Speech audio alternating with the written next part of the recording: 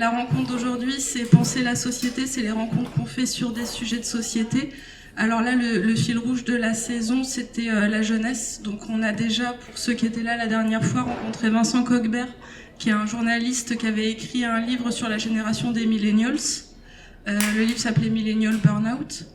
Et aujourd'hui, pour continuer sur le sujet, mais d'une manière un peu différente, on rencontre Camille Peny, qui est sociologue spécialiste de la jeunesse et professeur de sociologie à l'université de Versailles-Saint-Quentin. Tout à fait. Et donc, votre livre pour lequel on vous invite aujourd'hui, c'est Il est juste là pour une politique de la jeunesse. Il est sorti au PUF l'année dernière. Et dans ce livre, vous parlez en fait des jeunes adultes, c'est-à-dire les jeunes après l'âge du bac, une fois que soit ils suivent des études, soit ils essaient d'avoir un premier job, de s'insérer dans le monde du travail. Et puis vous décrivez leur situation dans la France d'aujourd'hui, notamment au niveau de l'insertion professionnelle. Et puis on voit que la situation n'est pas totalement brillante et qu'elle est très diverse, voire inégalitaire. En tout cas, la première chose dont je voulais parler, c'est... donc on dit beaucoup la jeunesse, mais en fait on devrait dire les jeunesses parce que c'est une réalité qui est plurielle en fonction de beaucoup de critères différents comme le milieu dont on est issu.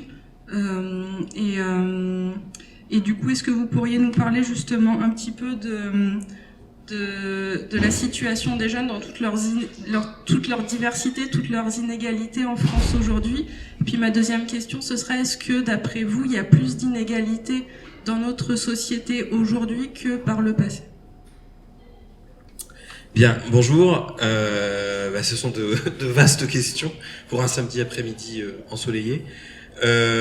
Alors, dans ce livre, en fait, je m'intéresse aux jeunes, on va dire, entre 16 et 25 ans.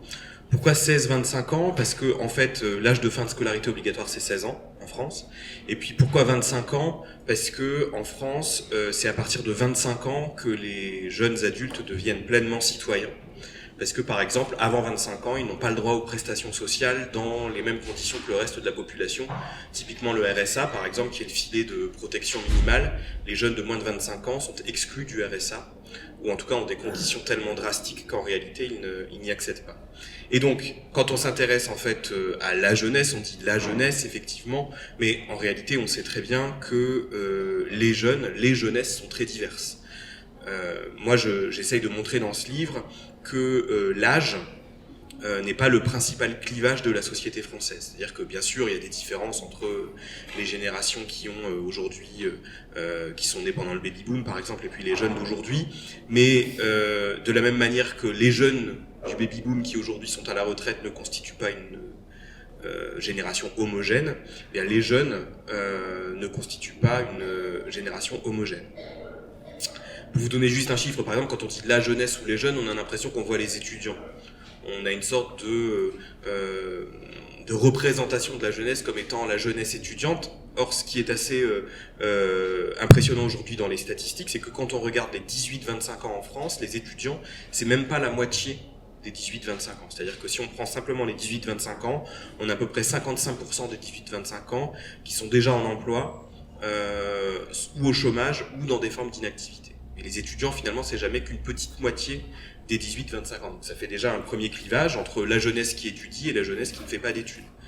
La jeunesse qui étudie, elle est elle-même très diverse, puisque par exemple, on sait très bien qu'en France, on a un système éducatif qui est particulièrement cloisonné entre différentes filières.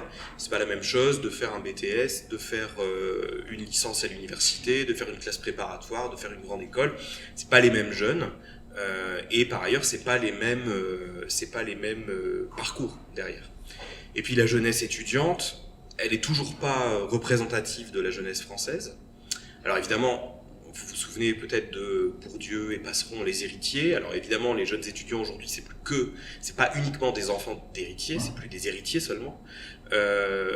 Aujourd'hui, on a à peu près 2,8 millions d'étudiants en France, et sur les 2,8 millions d'étudiants, on en a un quart qui ont un père ouvrier ou employé, donc ils sont plutôt issus des classes populaires. Donc, on a vraiment progressé de ce point de vue-là. Le monde étudiant s'est ouvert à des jeunes qui auparavant ne faisaient pas d'études. Mais j'attire votre attention sur le fait que les ouvriers et les employés, aujourd'hui, dans la société française, c'est la moitié de la population active. Donc, si l'enseignement supérieur était aux couleurs de la société française, on aurait la moitié des étudiants qui sont d'origine populaire. C'est le quart. Donc, ils sont toujours 2 fois sous-représentés. Mais néanmoins, voilà, l'enseignement supérieur, c'est ouvert. Et puis après, vous l'avez dit, la jeunesse, elle est parcourue par les mêmes clivages que les autres classes d'âge, qui sont liés notamment à l'origine sociale, qui sont liés au territoire sur lequel on grandit et dans lequel on est. Il y a des problématiques qui sont particulières à la jeunesse rurale, par exemple. Il y a de plus en plus de travaux sur les jeunes ruraux, qui sont moins visibles, parce que quand on dit jeunes, on voit étudiants d'un côté et puis jeunes de banlieue de l'autre. Mais il y a une jeunesse rurale qui existe. Il y a des inégalités qui sont liées à l'origine ethnique ou à l'origine ethno-raciale. Il y a des problématiques particulières pour les jeunes qui sont contrôlés 10 fois par jour, qui sont discriminés pour l'accès à l'emploi. Il y a des inégalités selon le genre. C'est pas tout à fait la même chose d'être un jeune homme que d'être une jeune femme. Bref, les jeunes sont traversés par tout un tas de clivages, mais comme le sont les autres générations. C'est-à-dire que moi, j'adhère pas au discours qui consisterait à dire qu'aujourd'hui, on aurait une société dans laquelle le principal clivage, ce serait d'un côté, pardonnez-moi, les vieux qui seraient tous riches et qui auraient tous vécu la période faste des 30 Glorieuses, et les jeunes qui seraient tous pauvres, déclassés et malheureux. C'est plus compliqué que ça. Il y a moi je viens du Pas-de-Calais, dans le Pas-de-Calais, il y a plein de personnes qui sont parties à la retraite ces dernières années, au minimum vieillesse, donc voilà, et puis il y a des jeunes qui vont très bien, qui sont issus de milieux favorisés, qui font des classes préparatoires qui vont bien, les grandes écoles qui vont bien. Donc pour bien comprendre la société française, il faut vraiment articuler les inégalités entre les générations, parce qu'on y reviendra peut-être, mais c'est vrai que l'insertion des jeunes aujourd'hui, en moyenne en France, se précarise par rapport aux générations précédentes, mais aussi ne pas oublier les inégalités sociales qui fracturent les générations. Si vous voulez poursuivre, je vous laisse poursuivre. Mais... Non, autant que sinon je vais partir dans des monologues interminables. Mais justement, c'était la suite de ma question. Effectivement, la jeunesse est très diverse et on peut pas l'englober assez facilement, mais en fait, malheureusement, il y a un point commun qu'on voit quand on lit votre livre, c'est que c'est par contre une génération qui est de plus en plus précarisée. Ouais. Et que s'il y a un malheureux point commun, c'est cette précarisation. Et alors, est-ce que déjà vous pourriez expliquer ce que c'est qu'être précaire dans la société, qu'est-ce que c'est qu'un emploi précaire, et puis d'où est-ce qu'elle vient, aussi comment vous l'expliquez au fil de l'histoire, cette précarisation grandissante? Alors quand on parle d'emploi précaire, c'est des emplois qui ne sont pas à durée indéterminée en fait, donc soit des emplois qui sont en CDD, soit en intérim, soit des contrats aidés, soit des stages. Et c'est vrai que quand on regarde l'évolution de la part d'emplois précaires parmi les jeunes en emploi de moins de 25 ans depuis le début des années 80, on a un triplement de la précarité de l'emploi.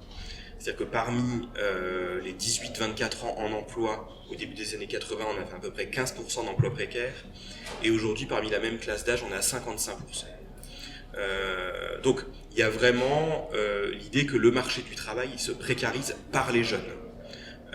Puisque quand on regarde l'évolution de la part d'emplois précaires parmi les autres catégories d'âge, à partir de 25 ans, on s'aperçoit qu'ils sont beaucoup plus protégés de cette montée de la précarité. Aujourd'hui, il y a un consensus parmi les économistes et les sociologues de toutes obédiences théoriques ou politiques pour constater cette précarisation du marché du travail pour les jeunes. Et ça, c'est vrai qu'on voit pour toutes les catégories de jeunes, alors peut-être à l'exception de la frange la plus diplômée, des grandes écoles, etc. Mais on voit augmenter le laps de temps qui permet d'accéder à un contrat à durée indéterminée, puisque aujourd'hui, l'âge moyen en premier CDI en France, c'est quasiment 28 ans. Alors, le problème étant que nous sommes une société qui fonctionne au CDI. C'est-à-dire que si, par exemple, des propriétaires d'appartements acceptaient plus facilement de louer un appartement à des jeunes en CDD, pourquoi pas, mais on sait que pour avoir son dossier retenu quand on veut louer un appartement, l'acheter, j'en parle même pas, ou quand on veut pouvoir s'installer, se projeter, faire un enfant, être en CDI, c'est quand même beaucoup plus simple. Et donc effectivement, le fait que l'âge moyen au premier CDI recule, ben, ça fait qu'il y a un recul de l'accès, de l'âge d'accès à l'indépendance et à l'autonomie.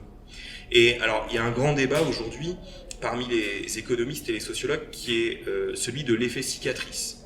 C'est-à-dire, bon, je viens de vous dire, en gros, quand on travaille et qu'on a 18-24 ans, on est plus souvent qu'hier en emploi précaire. On pourrait dire, bon, bah, c'est dommage, mais peut-être que à 30 ans, à 35 ans, à 40 ans, cet écart entre les générations plus anciennes et les générations plus actuelles se résorbe.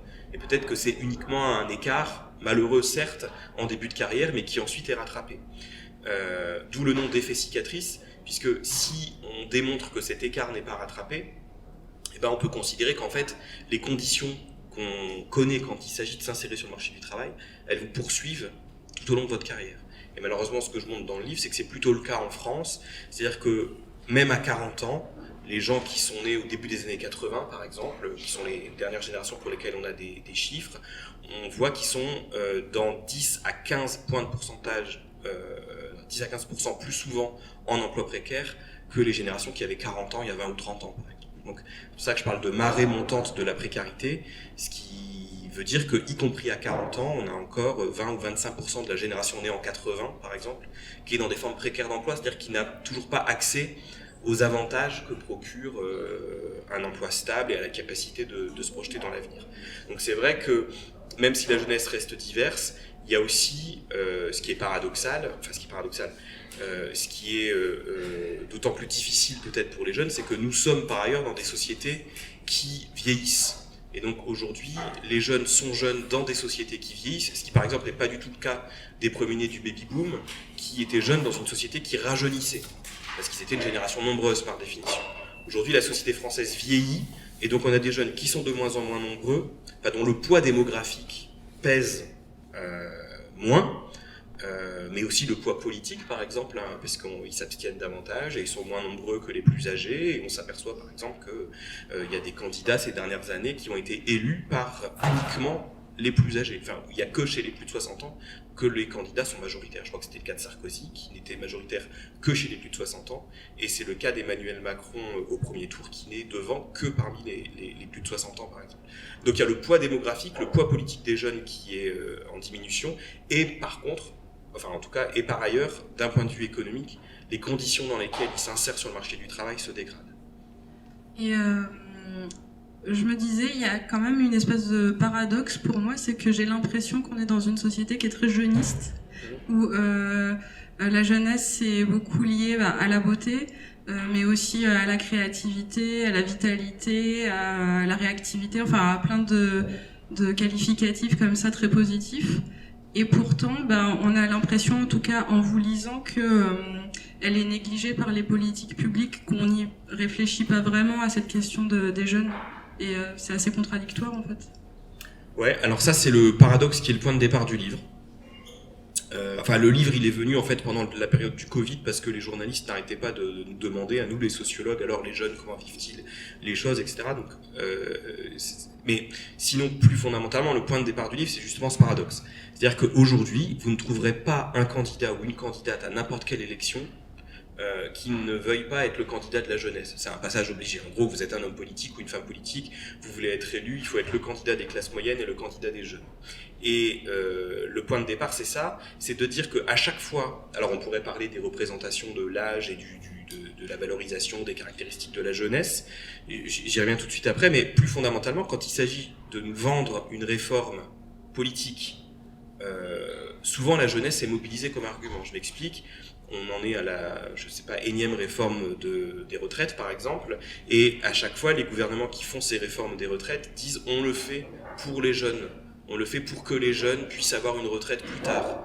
On le fait pour sauver le système de répartition pour les jeunes qui seront à la retraite demain.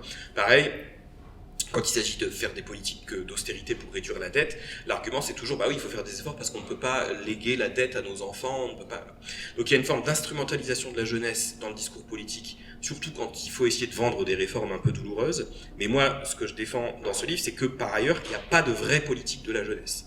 Ça ne veut pas dire que l'État ne fait rien pour les jeunes, ça ne veut pas dire que l'État ne dépense pas pour les jeunes, il dépense beaucoup, il fait beaucoup, ou les collectivités locales, mais mon argument c'est de dire que il le fait de manière extrêmement désordonnée, avec des dispositifs qui s'empilent les uns avec les autres. Parler avec un conseiller dans une mission locale, par exemple, il a un nombre de dispositifs à sa disposition qui est incroyable. Chaque gouvernement qui arrive met en place un dispositif qui ne se substitue pas totalement au dispositif précédent, qui ne disparaît pas totalement. Quand, pendant le premier confinement, Édouard Philippe annonçait une aide de 200 € pour les jeunes, même les associations, même les professionnels de terrain mettaient plusieurs heures à comprendre si telle ou telle sous-catégorie de jeunes avait le droit à l'aide. Est-ce qu'on a le droit quand on a des cohabités de chez les parents, quand on a un enfant, quand on est au chômage, quand on est étudiant. Donc il y a une sorte de millefeuille de dispositifs qui est illisible et inefficace, et moi dans ce livre je plaide pour que on arrête justement de uniquement instrumentaliser la jeunesse. Je peux le dire parce que je suis plus jeune, donc on peut dire que je prêche pour ma paroisse, mais du coup on instrumentalise la jeunesse dans le discours politique, et en face on n'a pas de vraie réflexion sur ce que devrait être ou sur ce que pourrait être le temps de la jeunesse dans une société vieillissante. Et c'est pour ça que je parle aussi de ce qui existe ailleurs en Europe, on en parlera peut-être, parce que ça permet de voir qu'il y a d'autres conceptions de la jeunesse et d'autres pays qui font d'autres choix. Donc c'est effectivement ce point de départ entre une société qui célèbre toujours la jeunesse. Alors sur la valorisation de la jeunesse et des caractéristiques de la jeunesse, moi j'ai l'impression que ce qu'on valorise encore plus, c'est pas les jeunes en tant que tels, mais c'est les plus âgés qui restent jeunes d'apparence. C'est-à-dire qu'on va vachement dire « Oh là là, telle actrice, elle fait pas du tout son âge, regardez Brad Pitt, il a 60 ans, c'est quand même incroyable. » Mais je suis pas sûr que ce soit uniquement la jeunesse des jeunes qui soit valorisée. Je crois que ce qui est encore plus valorisé, c'est des vieux qui qui font jeunes. Oui, et puis la jeunesse peut en même temps être aussi très décriée ou critiquée par ailleurs. Quand vous nous parliez justement alors dans votre livre vous dites un millefeuille de dispositifs qui existent en France pour justement avoir des aides publiques pour la jeunesse. Est-ce que vous pouvez un peu nous expliquer cette histoire au cours du XXe siècle, d'où est-ce qu'elle vient cette politique publique en faveur de la jeunesse, parce que vous en parlez, c'est assez intéressant de voir l'évolution. Oui. Enfin, pourquoi on en est arrivé à cette situation de dispositifs millefeuilles qui se font par petits coups de réforme, et voilà, et d'où ça vient. Alors, pour schématiser, alors quand je dis millefeuille de dispositifs, millefeuille, c'est bon un millefeuille, mais quand on parle de millefeuille de dispositifs, c'est pas très positif. Vous voyez bien l'idée, c'est que plus personne s'y retrouve, que c'est inefficace, etc. Et alors, une des hypothèses, c'est qu'en France, on n'a jamais voulu penser la jeunesse comme étant un âge de la vie qui pouvait être destinataire de politiques publiques. Je m'explique, aujourd'hui, je pense qu'il y a un consensus politique pour considérer que, par exemple, le grand âge, la dépendance, méritait une politique publique. C'est-à-dire, on ne peut pas laisser ça uniquement au marché, on ne peut pas laisser ça uniquement aux familles, etc. Et la jeunesse, dans une société qui se précarise, c'est un autre âge fragile de l'existence, potentiellement, mais on refuse de le penser comme tel. Et par exemple, Pierre Mendès France, dans les années 50, veut mettre en place un ministère de la jeunesse. Et il doit renoncer à son projet, notamment parce que alors il y a deux mondes qui s'opposent à son projet principalement. Il y a le monde de l'éducation nationale qui dit mais en fait le ministère de la jeunesse il existe, c'est le ministère de l'éducation nationale, c'est vrai que c'est la principale politique publique à destination des jeunes. Et puis il y a beaucoup de mouvements d'éducation populaire qui vont considérer que les jeunes c'est leur créneau et que l'État n'a pas à se mêler de la jeunesse. Puis il y a un autre argument, c'est que Vichy a beaucoup instrumentalisé la jeunesse en voulant l'embrigader, donc 15 ans après ou 10 ans après, on est réticent à considérer que l'État va faire un ministère de la jeunesse. Mais en fait, on va par exemple penser qu'il y a un problème de l'emploi des jeunes. On peut penser l'emploi des jeunes, on peut penser le logement des jeunes, on peut penser le chômage des jeunes, on peut penser les jeunes et la culture, on peut penser les jeunes et la santé. Donc on va réfléchir à des aspects jeunes de problèmes généraux sans penser de manière transversale cet âge de la vie. Donc ça c'est une des premières raisons pour lesquelles on accumule des dispositifs pour le logement des jeunes, pour la santé des jeunes, pour la sexualité des jeunes, pour tout ce que vous voulez. Et puis il y a une autre raison, c'est que en France, on a pensé que les jeunes, c'était le problème de la famille. C'est-à-dire que c'était à la famille d'accompagner leurs enfants, d'accompagner les jeunes vers l'indépendance. Le problème, si vous voulez, c'est que dans les années 50 ou 60, l'âge moyen de fin d'études, c'était 17 ans ou 18 ans en France, donc il y avait une courte période qui reposait sur les épaules de la famille, on travaillait très vite, et aujourd'hui, la période des études ne cesse de s'allonger. Donc on allonge la période pendant laquelle les jeunes vivent sous étroite dépendance de la famille. Et c'est là que c'est intéressant de voir que dans tous les pays européens, il y a cette prolongation de la jeunesse, en fait, de ce temps de la jeunesse, mais que dans certains pays, on pense différemment cet âge de la vie, et que c'est pas seulement la famille qui porte le poids de cet âge de la vie. Et je voulais ajouter d'ailleurs que, enfin vous le dites, à partir des années 60 à peu près je crois, justement comme il y a de plus en plus de jeunes qui suivent des études qui sont plus forcément juste ceux dont les parents ont vraiment les moyens de leur payer les études, c'est à ce moment-là qu'il commence à y avoir des étudiants qui travaillent. Parce que en fait être étudiant ça n'empêche pas d'être travailleur aussi. Il y a de plus en plus de jeunes qui essaient de suivre des études et qui sont en même temps dans l'emploi pour se permettre de pouvoir suivre des études. Du coup c'est peut-être le moment de voir justement les autres exemples de pays européens que vous donnez pour voir les différents modèles socio-économiques et quels impacts directs ça a sur l'expérience vécue de cette jeunesse. Alors juste peut-être pour rebondir d'abord sur ce que vous disiez dans la première partie de votre question, en fait effectivement, alors on a parlé de massification scolaire. Schématiquement, en 1962, on fait la première enquête sur l'entrée en 6e, enfin l'équivalent de l'entrée au collège, ce qu'on appelle l'entrée au collège aujourd'hui, l'entrée d'enseignement secondaire. Et on s'aperçoit, donc si on est sur le point de rentrer dans l'enseignement secondaire en 1962, ça veut dire qu'on est né en 1950. Et on s'aperçoit que dans la génération née en 1950, il y a seulement 55% de cette génération qui rentre dans l'enseignement secondaire. Donc on a 45% d'une classe d'âge née en 1950 qui n'a pas dépassé l'enseignement primaire. Et ça va se traduire par le passage de l'âge de fin de scolarité obligatoire de 14 ans à 16 ans. Et donc mécaniquement on va avoir une première explosion scolaire, c'est-à-dire les jeunes vont rentrer dans l'enseignement secondaire, quelle que soit leur origine sociale. La deuxième explosion scolaire, c'est au début des années 80, quand on fixe à la nation, enfin quand la nation se fixe à elle-même l'objectif d'amener 80% d'une classe d'âge au bac. Donc massivement, le lycée s'ouvre aux enfants de toutes les origines sociales. Alors 80% d'une classe d'âge au bac, on vient seulement de l'atteindre ces 2 ou 3 dernières années, au prix d'une énième réforme de l'enseignement professionnel. On a fait passer le nombre d'années d'études de 4 ans à 3 ans pour avoir le baccalauréat professionnel, ce qui a permis d'atteindre enfin 80% d'une classe d'âge au bac. Et maintenant, donc effectivement, les étudiants d'origine populaire arrivent à l'université. C'est un peu la 3e explosion scolaire, et c'est vrai qu'on a vu pendant le confinement, certains ont découvert avec surprise que des étudiants étaient même boursiers, tributaires de leur travail, pour pouvoir financer leurs études. Et donc, privés de leur boulot au Drive ou je ne sais où, ils en étaient réduits pour certains à aller faire la queue dans des distributions de la banque alimentaire. On a tous découvert ça dans les images des journaux télévisés. Et donc, encore une fois, loin de moi l'idée de dire que le monde étudiant aujourd'hui est un monde pauvre, précaire, de manière générale. Heureusement, ces étudiants qui sont vraiment sur le fil de la précarité demeurent une minorité. Mais je peux vous dire que moi je fais ce métier depuis 13 ans, d'abord à Paris 8 et puis maintenant à Paris-Saclay, et je peux vous dire que le nombre d'étudiants qui est dans des situations de grande précarité a augmenté. Il reste minoritaire, mais il a augmenté. Pourquoi ? Parce que ces jeunes, il y a 20 ans, 30 ans, 40 ans, ne faisaient pas d'études.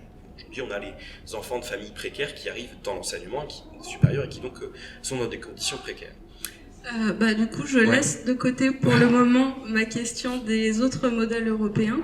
On va continuer peut-être à parler un peu de cette massification scolaire. Mais déjà, est-ce qu'il n'y a pas encore une fois une contradiction entre le fait que les jeunes sont globalement plus diplômés, c'est-à-dire vous venez de le dire, il y a plus de jeunes qui font des études longues, mais j'imagine que ceux qui auraient fait des études longues il y a 30 ou 40 ans, du coup ils en font des peut-être encore plus longues, le niveau des diplômes augmente et malgré tout la précarité augmente parallèlement. C'est quand même en apparence une grosse contradiction, non ? Oui, en apparence seulement. Vous savez, il y a tout un débat, c'est très politique, la valeur des diplômes.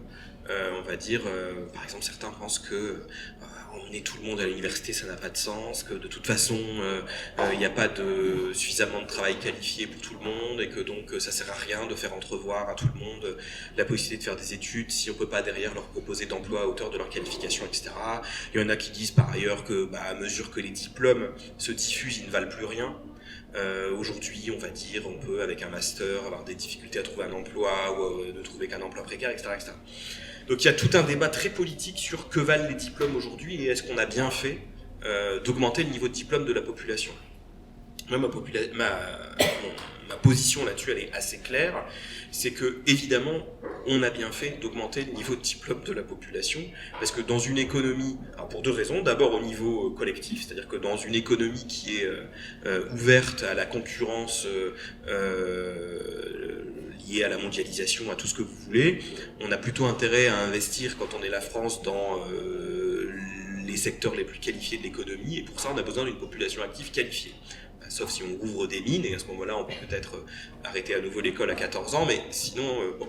Et puis la deuxième réponse, c'est au niveau individuel, les chances d'être au chômage, ou les risques d'être au chômage, sont linéairement corrélés au niveau de diplôme. C'est-à-dire que pour raisonner sur la valeur des diplômes, il y a deux façons de faire. On peut raisonner en valeur absolue, c'est-à-dire on peut dire, hier, avec un bac plus 3, on faisait mieux qu'aujourd'hui. Et ça, c'est vrai.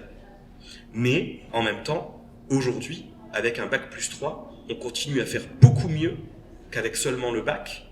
Et le différentiel entre le bac plus 3 et le bac, il a même augmenté au cours des dernières années. Donc la valeur relative des diplômes, elle se maintient tout à fait. C'est-à-dire qu'on a tout à fait intérêt, d'un strict point de vue individuel, à faire un bac plus 5 qu'un bac plus 3, un bac plus 3 plutôt qu'un bac, plutôt... Enfin voilà. Et donc, il y a la valeur absolue des diplômes et la valeur relative. Et ce qui compte avec le diplôme, en fait, c'est sa valeur relative. Le diplôme, c'est une file d'attente, en fait. C'est jamais qu'un signal qui est censé attester des compétences ou du niveau de qualification d'un futur travailleur ou d'une future travailleuse. Donc, en fait, le paradoxe, il est qu'apparent, c'est-à-dire que d'un point de vue absolu, la valeur des diplômes baisse peut-être, mais d'un point de vue relatif, on a toujours intérêt, évidemment, à faire des études et à faire des études longues. Et puis, il y a un autre point qui est tout à fait essentiel, c'est la différence entre la massification de l'enseignement, ça veut dire tout le monde fait de plus en plus d'études, et ça c'est vrai, et la démocratisation de l'enseignement. La démocratisation, c'est est-ce que les inégalités à l'école entre les plus riches et les moins riches diminuent? Et ça c'est une question tout à fait différente. L'analogie qu'on peut faire, c'est avec le salaire. Si je vous dis dans une société donnée le salaire moyen augmente, ça ne dit rien des inégalités de salaire entre les riches et les pauvres. On peut avoir une société dans laquelle le salaire moyen augmente et dans laquelle les inégalités de salaire augmentent. Et ben, la massification, c'est pareil. Le niveau moyen d'éducation peut augmenter, mais les inégalités entre les plus diplômés et les moins diplômés peuvent aussi augmenter. Et ce qu'on constate, c'est qu'à mesure que la massification scolaire, elle s'est produite, notre système éducatif s'est filiarisé. C'est-à-dire que on a, en 1970, créé le baccalauréat technologique. On a, en 1985, créé le baccalauréat professionnel. Et on s'aperçoit aujourd'hui qu'on a atteint 80% d'une classe d'âge au bac grâce à ces filières du baccalauréat technologique et professionnel.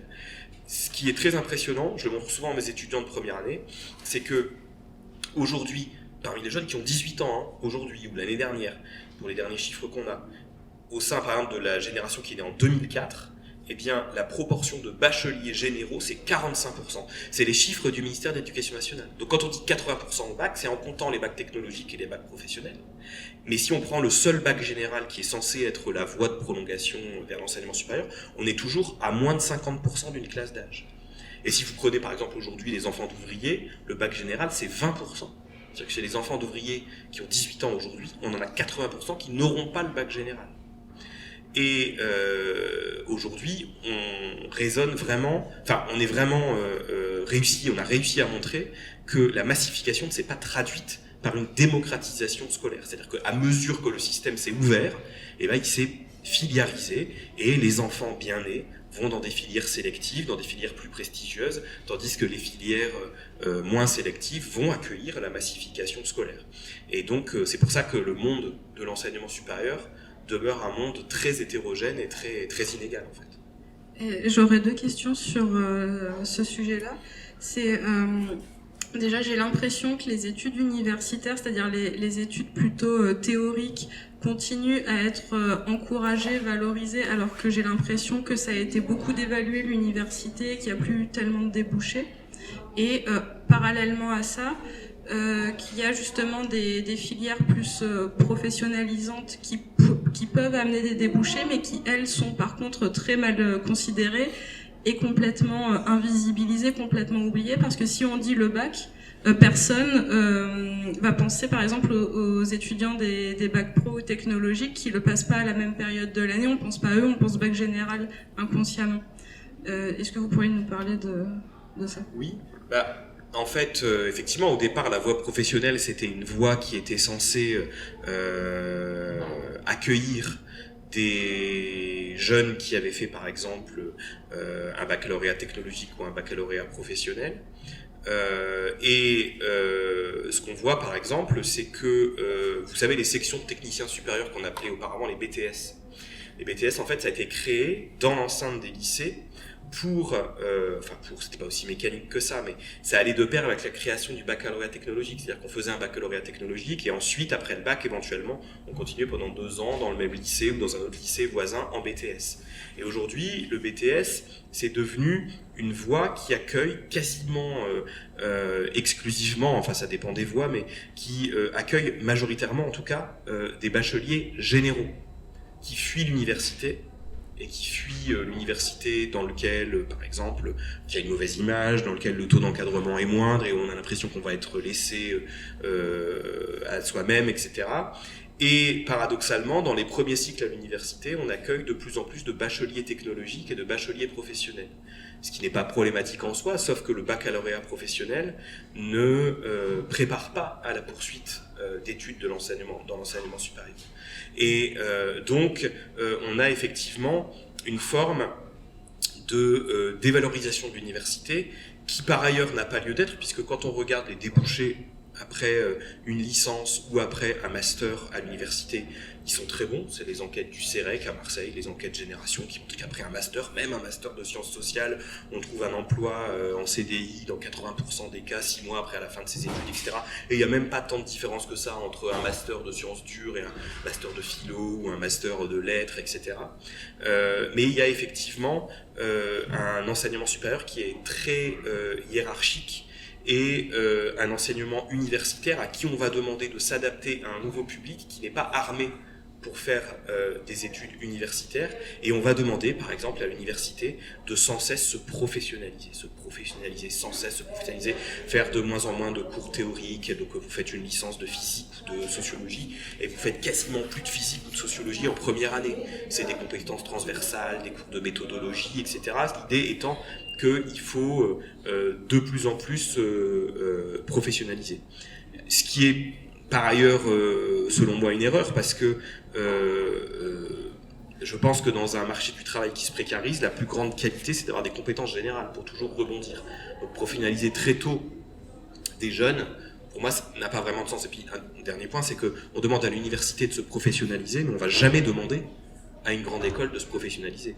Je ne sais pas si vous avez regardé les contenus, enfin je veux dire, il n'y a pas plus généraliste comme enseignement, il n'y a pas moins professionnalisant comme enseignement que l'enseignement à Polytechnique ou à HEC par exemple. Je veux dire, la grande école, le but c'est d'y rentrer. Une fois que vous êtes rentré, vous en sortez avec le papier qui va bien et qui va vous suivre toute votre vie. Mais finalement, l'enseignement dans ces grandes écoles, il est extrêmement généraliste. Et on ne va pas aller demander aux grandes écoles de se professionnaliser parce qu'elles n'ont pas besoin de ça. Et l'université qui accueille des jeunes dont on ne veut nulle part, eh ben, elle, on va lui demander de se professionnaliser sans cesse. Mais pourquoi ? On ne sait pas trop bien, parce que l'exemple que je donne souvent, c'est citez-moi un métier qui nécessiterait un diplôme de Bac plus 5 uniquement professionnalisant. 5 ans d'enseignement professionnel uniquement. Il n'y en a pas, je suis sûr que même être ingénieur très qualifié chez Airbus, il n'y a pas besoin de 5 ans d'enseignement qui ne soit que professionnalisant pour faire ce métier. Et donc moi je défends l'idée que le temps de la jeunesse, c'est aussi un temps où on peut faire des choses qui vous apprennent des choses qui vous éveillent en tant que citoyen et qui ne sont pas simplement des choses qui doivent vous professionnaliser. Et vous dites d'ailleurs que la société française, c'est une société dont les verdicts scolaires sont trop souvent définitifs, c'est-à-dire que très tôt, elle va catégoriser les élèves en voyant qui est bon scolairement et qui ne l'est pas, et que du coup c'est un système qui est plutôt inégalitaire puisqu'il va trier très tôt, et que ça amène à un modèle très figé. Alors, il y a plusieurs choses que je voudrais vous demander par rapport à ça. Déjà, il y a cette question de ceux qui, malgré tout, même en arrivant du bas du panier, s'en sortent et qu'on appelle les transfuges de classe. Comme dans le milieu de la littérature, par exemple, les plus connus, c'est Annie Ernaux ou Édouard Louis. Donc déjà, qu'est-ce qu'on répond à ça de oui, mais il y en a qui y arrivent, c'est la preuve que c'est possible. Alors, si on veut résumer un paradoxe de notre système éducatif quand on le compare à ce qui se passe ailleurs en Europe, on peut dire deux choses. C'est on est un des pays de l'OCDE dans lequel l'origine sociale pèse le plus sur les résultats scolaires des élèves. Vous avez peut-être entendu parler des enquêtes PISA, dont on publie les résultats tous les 2 ou 3 ans. C'est des épreuves standardisées qu'on fait passer à des gamins du même âge dans tous les pays de l'OCDE. Et la France fait toujours partie des 3 pays, des 2 ou 3 pays de l'OCDE dans lesquels l'origine sociale des élèves est le plus prédictif de leur réussite scolaire. Donc on a une école qui est très inégalitaire de ce point de vue-là, et en même temps, comme vous le disiez, les diplômes qu'on obtient à l'issue de la formation initiale sont particulièrement décisifs, c'est-à-dire nous suivent toute notre existence, en tout cas plus qu'ailleurs quand on se compare à d'autres sociétés qui donnent moins d'importance aux titres scolaires obtenus. Mais aujourd'hui, on voit bien qu'il y a des exemples où si vous n'avez pas le bon diplôme, même si vous êtes dans la même boîte depuis 10 ans, on va avoir du mal à vous donner la promotion parce que vous n'avez pas le bon diplôme, etc. Puis il y a une sorte de fétichisation des diplômes. Alors, un exemple que je donne souvent aussi, Michel Serres, qui 6 mois avant de mourir écrit une tribune dans Le Monde, il devait avoir 85 ans, et la tribune elle est signée Michel Serres, philosophe, ancien élève de l'école normale supérieure. 85 ans, vous vous rendez compte? Donc voilà, un exemple un peu rigolo pour montrer qu'il y a vraiment une forme de fétichisation du diplôme qu'on a obtenu en France. Alors malgré tout, alors oui, parce qu'une manière de résumer ça, un peu brutalement, c'est de dire que les diplômes qu'on obtient à l'issue de la formation initiale, exercent une emprise forte sur nos existences, alors même qu'ils sont obtenus à l'issue d'une compétition scolaire qui est socialement faussée dès le départ. Si on veut être un peu sévère, c'est ce qui ressort des comparaisons internationales. Malgré tout, il y a effectivement, heureusement, chaque année, des dizaines de milliers d'enfants des classes populaires qui s'élèvent au-dessus de la condition de leurs parents grâce à l'école. Alors, je vous donne un chiffre, aujourd'hui, on a à peu près 70% des enfants d'ouvriers qui, quelques années après la fin de leurs études, exercent un emploi d'ouvrier ou d'employé. 70%, c'est beaucoup. Ça veut dire qu'on a encore une forte reproduction des inégalités en France, mais ça veut dire malgré tout qu'on en a 30% qui connaissent une vraie situation de mobilité sociale, ce qui est beaucoup. Et donc, c'est pour ça que l'expression transfuge de classe, moi, m'horripile, parce que l'expression transfuge de classe, elle sous-entend que c'est des trajectoires qui sont exceptionnelles. Elles ne sont pas si exceptionnelles statistiquement. Et les trajectoires dont vous parlez, Annie Ernaux, Édouard Louis, pour le coup, elles, ce sont des trajectoires exceptionnelles. C'est-à-dire que connaître une promotion sociale quand on est un enfant d'ouvrier, ça va devenir, par exemple, devenir professeur des écoles, devenir infirmière, devenir profession intermédiaire, devenir employé, etc. Mais les trajectoires qui conduisent les individus à traverser tout l'espace social, par exemple, Annie Ernaux, fille de petit commerçant normand qui va devenir professeur agrégé de lettres et prix Nobel de littérature, c'est une trajectoire qui est vraiment exceptionnelle. Et il y a une forme, par la droite notamment, ou par les gens qui défendent cet élitisme scolaire, qui va être de prendre ces exemples statistiquement exceptionnels pour justifier le système. Vous voyez bien, c'est bien la preuve que quand on veut, on peut. Regarder Annie Ernaux, ou regarder Rachida Dati, femme d'origine immigrée, 7 frères et sœurs de province, qui devient garde des Sceaux numéro 2 du gouvernement. Vous voyez bien que c'est la preuve que c'est possible. Donc voilà, il ne faut pas oublier qu'il existe des trajectoires de mobilité sociale, évidemment, on n'est plus la France de 1923, heureusement, mais c'est des trajectoires qui sont majoritairement de faible amplitude, et ces trajectoires qui conduisent à traverser tout l'espace social, elles sont statistiquement exceptionnelles et elles ne doivent pas servir d'excuse de paravent à l'arbre énorme qui est celui de la reproduction des inégalités. Et donc vous dites que on est une société qui est plutôt figée, comme vous l'avez expliqué. Si on vient d'un milieu ouvrier, on a de forts risques de rester dans un milieu très populaire, et qu'il y a d'autres modèles de société qui sont beaucoup plus mobiles. Alors déjà, vis-à-vis de ça, ma première question, c'est est-ce que ça veut dire que ce qu'on appelle les déterminismes sociaux, en France, ils sont beaucoup plus forts ou beaucoup plus pesants que dans les autres pays, par exemple, européens? Alors, oui, en partie. L'OCDE, donc l'OCDE, c'est pas des sociologues militants, c'est tout ce qui est de plus officiel et tout ce qui est de plus voilà, correct du point de vue de l'ère du temps. Et l'OCDE fait des palmarès de la mobilité sociale. Quelles sont les sociétés qui sont le moins figées, quelles sont les sociétés qui sont le plus figées. Et en Europe, il y a une sorte de gradient géographique, c'est que plus vous allez vers le nord de l'Europe, plus vous avez de la mobilité sociale. Et plus vous allez vers le sud de l'Europe, plus vous avez de la reproduction sociale. Et de ce point de vue-là, malheureusement, la France fait plutôt partie des pays du sud de l'Europe. On est une société dans laquelle les inégalités se transmettent plutôt fortement entre les générations. Donc les économistes, ils s'intéressent à la transmission du revenu, nous les sociologues, c'est plutôt la transmission de la profession, donc la proportion d'enfants d'ouvriers qui deviennent ouvriers, etc. Et donc, c'est dans des statistiques officielles, la France fait plutôt partie des mauvais élèves en Europe. Donc oui, on peut dire de ce point de vue-là que par rapport aux pays du nord de l'Europe, on est moins bon en matière de mobilité sociale. Donc la question, c'est de se demander pourquoi. Et je ne sais pas si le moment est venu de parler Mais si, allez-y, tout à fait. de ce qui se passe ailleurs en Europe. Alors, schématiquement, quand on regarde ce qui se passe en Europe, on peut déterminer 3 modèles très marqués d'accès à l'âge adulte, d'accès à l'autonomie des jeunes, et donc d'accès à l'indépendance et à la mobilité sociale. Il y a les pays du nord de l'Europe qui sont des pays sociodémocrates classiques, traditionnels, et dans les pays sociodémocrates, on fait confiance à l'État. Donc, c'est-à-dire que c'est l'État qui va encadrer cet âge fragile de la vie. Il y a les pays libéraux comme le Royaume-Uni, qui, comme tout bon pays libéral, considère que c'est pas à l'État de porter cet âge de la vie, mais c'est au marché. Le marché, c'est le marché du travail et c'est le marché financier. On s'endette pour financer ses études. Et il y a un 3e groupe de pays qui sont les pays du sud de l'Europe, typiquement l'Espagne, l'Italie, la Grèce, où on va considérer que c'est à la famille de porter cet âge de la vie. Donc je donne juste un exemple. Pays du Nord, le Danemark. Au Danemark, quand vous avez l'équivalent du baccalauréat, quelle que soit votre origine sociale, quel que soit le niveau de revenu de vos parents, on va vous financer, l'État va vous financer 6 ans d'études dans l'enseignement supérieur à hauteur de 800 € par mois. C'est-à-dire qu'on va donner à tous les étudiants un salaire étudiant universel qui est de 800 € par mois et qui peut être couplé avec une allocation logement de 200 € dès lors que vous avez décohabité de chez vos parents. Résultat, à 21 ans, la moitié des jeunes Danois n'habitent plus chez ses parents.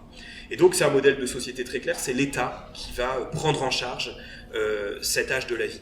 Dans les pays libéraux comme le Royaume-Uni, je vous disais, c'est le marché. C'est quoi le marché? C'est le travail.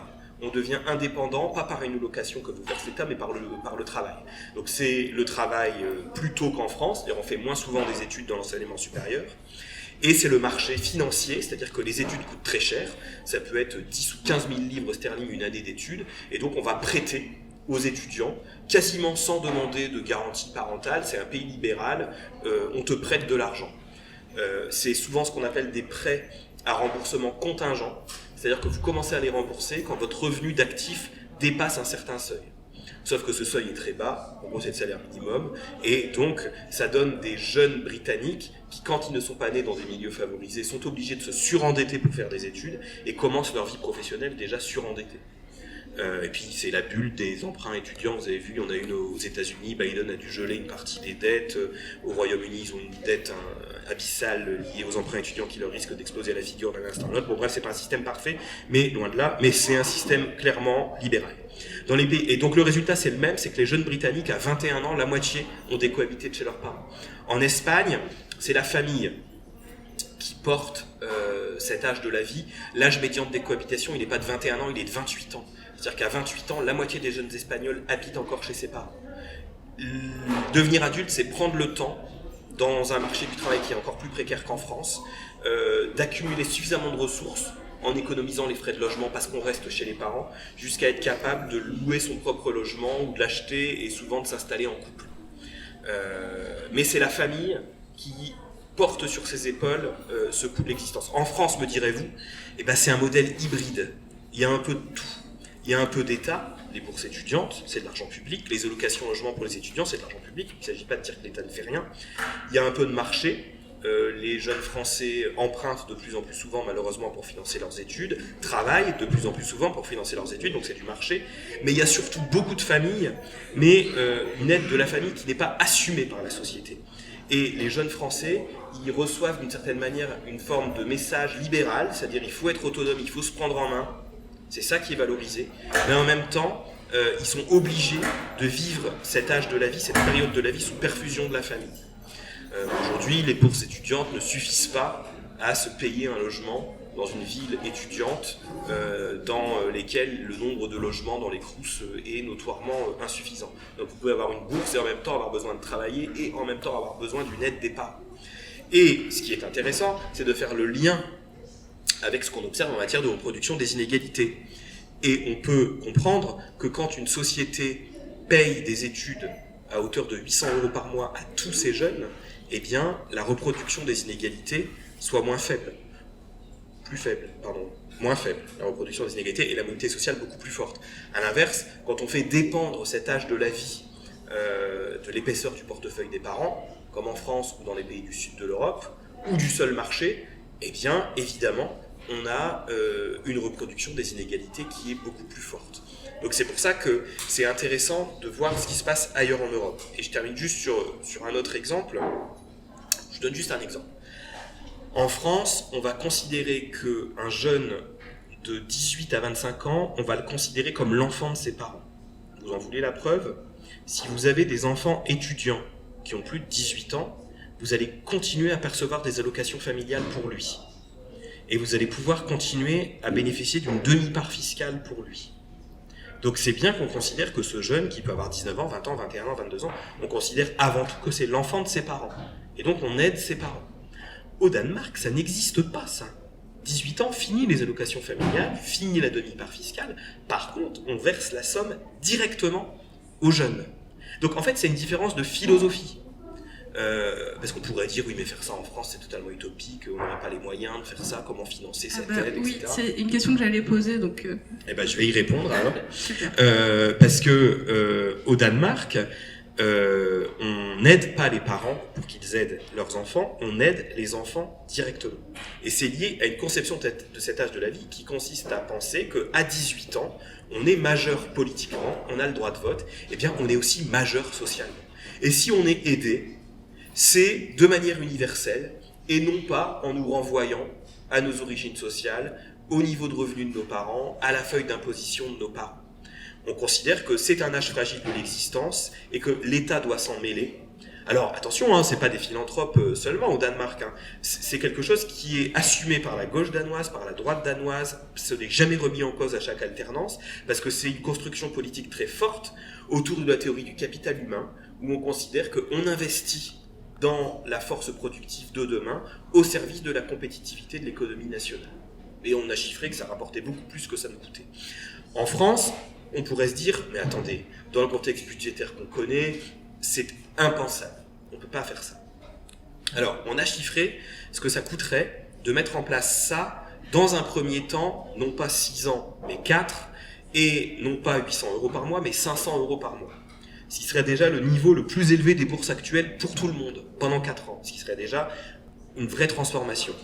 Et on a chiffré ce coût à 6 milliards d'euros net annuels pour le budget de l'État. 6 milliards d'euros pour le budget de l'État, ce n'est rien. Ce n'est rien, je vous donne juste un exemple, c'est l'équivalent du coût de la baisse de la TVA.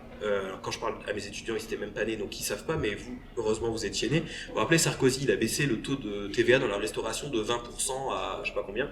Ça a coûté 7 milliards d'euros. Ça a créé 0 emploi et ça n'a pas fait baisser l'addition. Mais peu importe, c'était il y a longtemps. Tout ça pour vous dire que c'est relativement absorbable pour le budget de l'État. Pourquoi c'est si peu ? Parce que vous faites des économies de dépenses dépenses familiales. Fini la demi-part fiscale après 18 ans, fini les allocations familiales après 18 ans. Si vous formez mieux en formation initiale, en donnant la possibilité à tout le monde de faire des études, eh bien, vous avez moins de coûts de la deuxième chance, d'école de la deuxième chance, de formation professionnelle, etc. Bref, de brillants économistes, c'est pas moi, ont chiffré ça à 6 milliards nets pour le budget de l'État. Alors on pourrait dire quand même, pourquoi aider les enfants de riches, pour parler très rapidement, et pourquoi ne pas aider uniquement ceux qui en ont besoin ? Moi je pense que ça doit être universel pour deux raisons. D'abord, parce qu'il en va de la conception qu'on a de la jeunesse, et moi je pense que dans une société qui vieillit, on doit considérer les jeunes comme des citoyens à part entière dès l'âge de 18 ans, et les aider ou non, mais si on les aide, c'est dans les mêmes conditions pour tout le monde, et dans les mêmes conditions que le reste de la population. Et puis, surtout, parce que les prestations qui sont universelles sont les prestations qui sont le plus acceptées socialement et qui se dévalorisent le moins au cours du temps. Typiquement, jusqu'à très récemment, les allocations familiales, elles étaient universelles.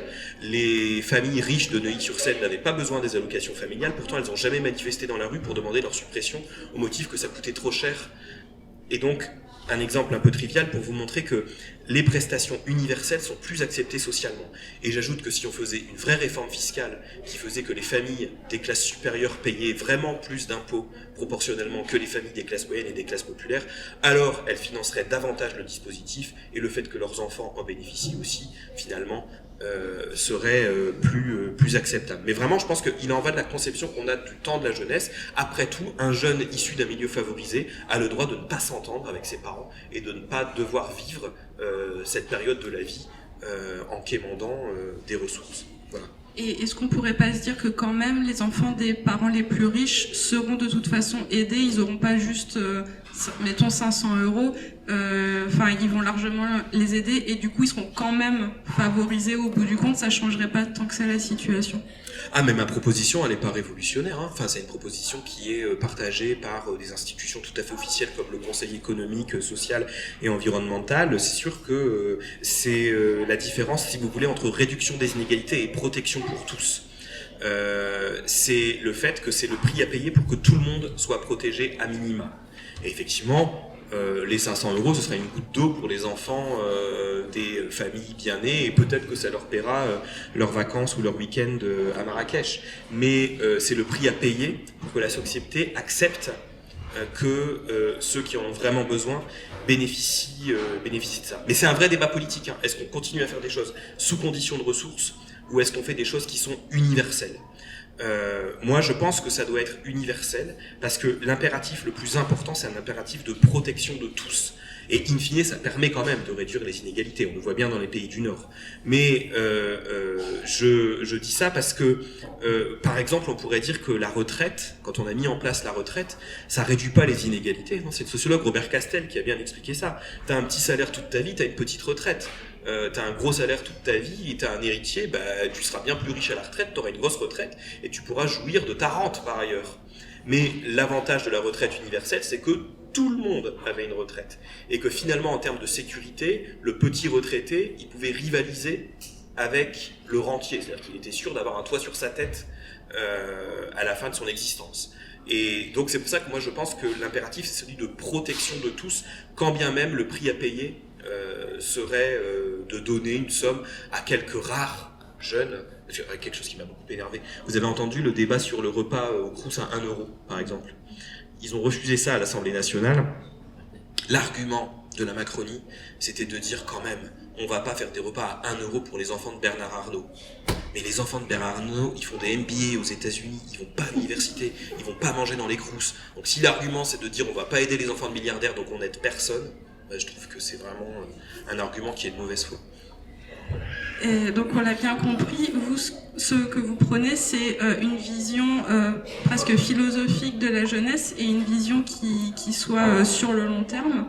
Mais dans le système politique républicain actuel où on élit un président pour un quinquennat, forcément la vision à long terme, elle est court-circuitée, j'imagine, par la question de 5 ans. Et du coup, est-ce que ça, c'est pas un frein aussi à une volonté de mettre en place quelque chose, pour réfléchir à à long ou ne serait-ce que même que moyen terme? Je suis pas sûr, parce que c'est tentant de dire oui, mais en même temps, au Danemark, ils changent de gouvernement tous les 5 ans aussi. Il y a des élections tous les 5 ans, ça les a pas empêchés de dégager un consensus sur cette question. Et c'est pour ça que moi, je dis de manière un peu pompeuse, c'est l'éditeur, c'est Le Seuil qui a voulu que ça s'appelle Pour une politique de la jeunesse. Moi, je trouvais ça très prétentieux. Mais en fait, l'idée, c'est que on devrait se poser, nous, société vieillissante, pour réfléchir collectivement à ce que pourrait être ce temps de la jeunesse. Moi, ce que je plaide, c'est que, comme au Danemark, le temps de la jeunesse soit le temps de l'expérimentation. Parce que qu'est-ce que permet ce système au Danemark? Ça permet aux jeunes de multiplier les expériences et de trouver leur place dans la société. Typiquement, vous n'êtes pas obligé d'utiliser ces 6 ans de salaire étudiant d'une seule fois.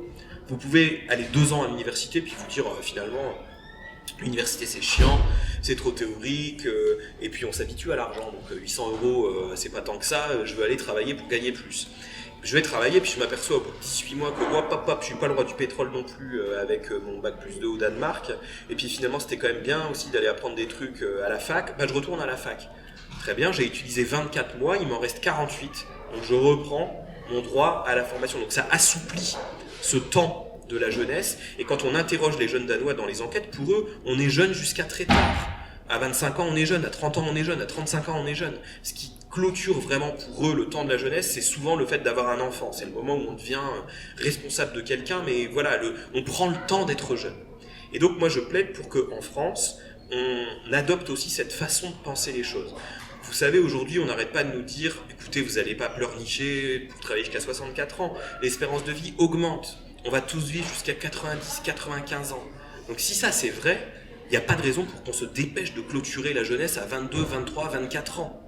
Donc effectivement, moi je plaide pour que le temps de la jeunesse, ce soit le temps long de l'expérimentation. Et pour faire en sorte que ce soit le temps long de l'expérimentation, il faut une forte intervention de l'État. C'est-à-dire qu'il faut que l'État intervienne pour que les jeunes puissent avoir le temps d'être jeunes. Enfin, vous avez eu des enfants, sans doute. Moi, j'en ai qui commencent à faire des choix d'orientation. C'est quand même terrible de voir à quel point des choix qui sont faits très précocement en France ont une portée qui dure tout au long de l'existence. Il faut quand même que les jeunes, que tout le monde d'ailleurs, ait le droit d'avoir une deuxième chance, une troisième chance. Moi, je pense que dans nos sociétés qui sont ouvertes à la concurrence mondialisée, qui sont de plus en plus précarisées pour le plus grand nombre, la meilleure définition de l'égalité, ce serait de faire en sorte que rien ne soit définitivement joué. Voilà, il n'y a pas de raison que dans une société où on nous dit bossez jusqu'à 70 ans parce que vous allez vivre jusqu'à 95, prenons les homos. C'est vrai, nous allons vivre jusqu'à 95 ans, ayons le temps d'être jeunes. Voilà. Et ayons le temps de faire des expériences, ayant le temps de nous tromper, parce qu'on est quand même dans une société où si vous avez 14 ans et que votre mère meurt, ou que votre mère boit, ou que votre père se tire, ou que pour tout un tas d'autres raisons, vous n'êtes pas bien et que vous ne faites pas le bon choix d'orientation, que vous décrochez, quand même, c'est très difficile de raccrocher. Et donc ça me semble complètement inacceptable. Pour terminer, je proposerais qu'on parle un petit peu de la situation actuelle par rapport à la mobilisation sur la réforme des retraites, parce que j'en parlais tout à l'heure avec ma collègue Caroline, ce matin, et je lui parlais de l'énorme mobilisation lycéenne et étudiante, et elle me disait énorme, moi je trouve pas tant que ça. Donc en fait, ma première question, je pense qu'on a toutes les deux un biais cognitif qui est pas le même.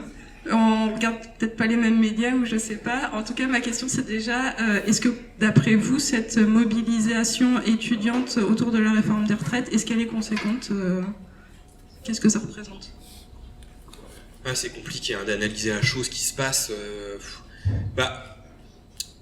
Moi, ce que j'ai remarqué de ma fenêtre, c'est que dans les premiers cortèges, il y avait déjà des jeunes. Parce que, on l'a dit tout à l'heure, à 18-25 ans, il y a la moitié des jeunes qui sont déjà au boulot. Quand vous êtes au boulot à 18 ans, c'est souvent que vous avez un boulot plus pénible que les autres. Et donc, la pénibilité au travail, ça vous parle, le travail pénible, ça vous parle, etc. Donc, il y avait déjà des jeunes salariés dans les cortèges. Ce qui est arrivé, c'est le 49.3. Il y avait des étudiants qui étaient mobilisés, qui manifestaient contre la réforme des retraites, mais moi, ce que j'ai remarqué pendant quelques jours, c'est que le 49.3 a dopé la mobilisation des jeunes. Alors, ça, on peut l'analyser par, selon moi, le gouffre qui existe entre les aspirations démocratiques des jeunes aujourd'hui et la réalité de ce système très vertical de la Ve République qui leur apparaît inacceptable en disant finalement un président de la République à un moment dit je suis en train de perdre, on arrête de jouer quoi. Et puis je reprends mes billes et basta, rentrez chez vous. Et ça c'est apparu inacceptable à beaucoup de mes étudiants par exemple, qui sont pas forcément parmi les plus mobilisés à Saclay ou à Versailles, mais ça leur a paru vraiment comme étant un déni de démocratie. Et je trouve que ça nous dit quelque chose de la génération des jeunes aujourd'hui. Les jeunes, bon, ils s'abstiennent beaucoup, quand ils votent un peu plus à gauche, mais finalement, ils sont aussi à l'image de la société, ils sont aussi divers, hétérogènes. Il y a 30% des jeunes qui votent pour Marine Le Pen, qui voudraient rétablir la peine de mort, etc. Enfin, il n'y a pas que des jeunes étudiants tolérants et ouverts au multiculturalisme. Mais, quand même, c'est des jeunes qui, on l'a dit, massification scolaire, ont fréquenté l'école de plus en plus longtemps. Et je dis pas qu'il y a que l'école qui donne de l'esprit critique, loin de là, mais ça contribue quand même. Et des gamins qui sont allés à l'école jusqu'à 18 ans, 20 ans, 22 ans, vous pouvez plus leur présenter un système démocratique complètement vertical comme ça. L'exemple que je donne souvent aux journalistes qui m'interrogent là-dessus, c'est quand même quand on a mis en place le 49.3 en 58, je crois, quand même on était dans une société dans laquelle la moitié d'une classe d'âge n'allait pas plus loin que l'enseignement primaire. On l'a dit tout à l'heure. Donc on avait un rapport à la démocratie et à la politique qui était un rapport de déférence. C'est-à-dire qu'on respectait la politique, les hommes politiques, parce qu'on considérait qu'ils étaient plus compétents que nous. Aujourd'hui, quasiment tout le monde fait des études. Sur les réseaux sociaux, chacun peut s'informer sur tout. Et donc, on accepte plus des choses qui sont imposées comme ça, de manière verticale. Le rapport, le respect pour la politique n'est plus du tout le même. On ne considère pas a priori que les hommes politiques sont plus légitimes que nous. D'abord parce qu'ils se donnent à voir, ils se mettent en spectacle sur les réseaux sociaux H24, donc on voit à quel point finalement ils sont comme nous, voire pire que nous. Et par ailleurs, on a le sentiment qu'on est légitime à avoir un avis. Et donc, moi j'ai été très frappé par ça. À un moment, j'ai cru que la mobilisation chez les jeunes allait vraiment partir, vraiment décoller, parce que il y a eu cette vague de révolte contre l'usage du 49.3. C'est-à-dire qu'il y a des étudiants qui pouvaient considérer que la réforme des retraites c'est dans très longtemps, etc. Mais là, il y avait quelque chose qui se réveillait très fortement, et les sociologues se plantent tout le temps, il n'y a pas que d'ailleurs, quand ils font des prédictions, merci, de mouvements sociaux. Mais à un moment, je me suis dit, autour de ces réformes, de ces revendications démocratiques, ça peut partir. Parce qu'au début des années 2010, en Espagne, le mouvement des indignés, les jeunes espagnols qui ont occupé les places, ça a commencé comme ça. C'était de revendications démocratiques, c'était du système politique totalement verrouillé, vérolé, qui ne nous permet pas de nous exprimer, etc. Puis ils se sont mis à occuper les places. Là-bas, on les a pas bazardés à coups de lacrymo, on les a laissés. Et c'est parti comme ça. Et donc à un moment, je me suis dit effectivement peut-être que là on est en train d'assister à quelque chose de la sorte. Mais force est de constater que ces derniers jours, ça n'a pas beaucoup pris. C'est un peu en train de s'essouffler. Alors peut-être que si le Conseil constitutionnel la semaine prochaine ne censure pas la loi, ce qui risque d'être quand même probable, peut-être que ça redopera la mobilisation. Mais là, j'ai pas l'impression qu'on soit à l'aube d'un grand mouvement étudiant. Et le sens que vous mettez derrière cette mobilisation de jeunes du coup qui commencent à peine à être dans l'emploi ou qui n'y sont même pas encore pour les retraites, vous mettez ça simplement sur la question d'une volonté de plus de démocratie, ou est-ce que vous pensez qu'il y a... c'est parce que on peut se questionner de pourquoi des jeunes manifestent pour les retraites et quel sens vous donneriez à ça au-delà même de la question démocratique, est-ce que vous y voyez un autre sens en tout cas? Non, mais il y a la question démocratique qui est importante. Après moi, l'argument qui consiste à dire les jeunes, pourquoi ils vont déjà manifester pour leur retraite alors qu'ils ont 18 ans, c'est un argument qui m'exaspère, parce qu'on oublie que un mouvement social, une mobilisation, c'est une histoire d'idées. C'est-à-dire qu'on peut avoir 18 ans, considérer que la retraite c'est dans très longtemps et que c'est pas notre problème, mais on peut être contre le fait de faire travailler les gens plus longtemps. Et puis par ailleurs, on a des parents, des grands-parents, des oncles, des tantes, on vit pas dans un monde étanche. Par exemple, moi, de toute façon, vous vous doutez bien qu'en faisant une thèse, j'ai commencé à cotiser tard. De toute façon, moi, c'est déjà 66 ans la retraite. Donc on pourrait dire, pourquoi je m'emmerde à faire grève? J'avais dit que j'allais commencer à dire des gros mots au bout d'une heure. Pourquoi pourquoi je serais pas concerné? Je dois déjà aller jusqu'à 66 ans. Mais ça m'empêche pas d'aller manifester si j'ai envie d'aller manifester. C'est-à-dire que, pour moi, c'est le triomphe absolu de l'individualisme que de dire que si on n'est pas concerné par une loi, on n'a pas à aller manifester. C'est quand même absolument délirant. On oublie que le mouvement social, c'est des idées. Les idées, c'est sacrément fort. Quand on y croit, ces idées, c'est plus fort que la défense de ses intérêts individuels. Donc je vois pourquoi on pourrait pas avoir 22 ans et être contre le fait d'augmenter la durée de travail tout au long de l'existence. Donc pour moi cet argument il tient pas de dire mais pourquoi ils vont manifester s'ils sont pas concernés. Mais il y a plein de fois dans ma vie l'essentiel des trucs pour lesquels j'ai manifesté j'étais pas concerné. Donc si on manifestait que pour les choses qui nous concernent, d'ailleurs c'est un peu ce qui se passe malheureusement. J'allais dire il y aurait pas beaucoup de manifestations. Et quelque chose qu'on entend beaucoup, c'est que les jeunes sont moins politisés aujourd'hui, et notamment parce que vous l'avez dit tout à l'heure, ils sont plus abstentionnistes. C'est une classe d'âge qui est très abstentionniste sur le vote, en fait sur la vision très traditionnelle de ce qu'est la politique. Mais en fait, ça n'empêche pas qu'ils peuvent être très mobilisés et qu'il y a d'autres manières de se politiser dans la jeunesse aujourd'hui. Complètement, le vote c'est ce qu'on appelle la partie conventionnelle de la participation politique, de l'engagement. L'abstention plus importante chez les jeunes, elle est pas nouvelle. Il y a une politiste qui s'appelle Anne Muxel qui a montré ça il y a 30 ans. Donc les jeunes d'il y a 30 ans, ils sont quasi sexagénaires aujourd'hui.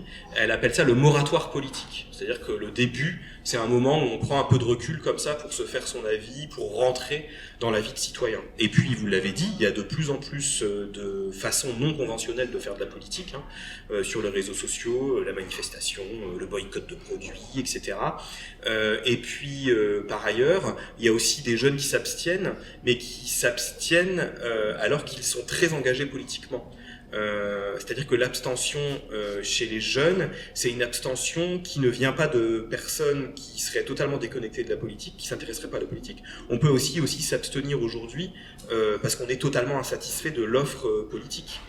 Et ça, on le voit beaucoup monter dans les enquêtes par sondage, c'est-à-dire des jeunes diplômés qui suivent la politique, qui connaissent très bien les programmes politiques, qui connaissent très bien les candidats et qui décident de ne pas voter parce qu'ils ne trouvent pas de candidats qui représentent ce pourquoi ils voudraient. Et par ailleurs, quand ils votent, c'est ce que je disais tout à l'heure, quand on regarde en 2022, le premier candidat chez les jeunes et de loin, c'est Mélenchon, qui doit faire chez les 18-25 ans quasi 40% parmi les jeunes qui votent.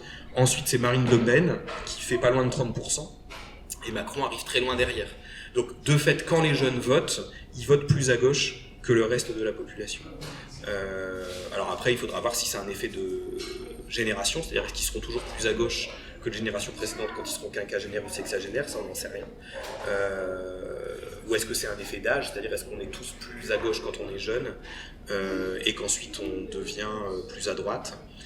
Donc ça c'est des effets de génération, d'âge, c'est un peu compliqué à démêler, mais pour l'instant en tout cas les jeunes quand ils votent plus à gauche que le reste de la population.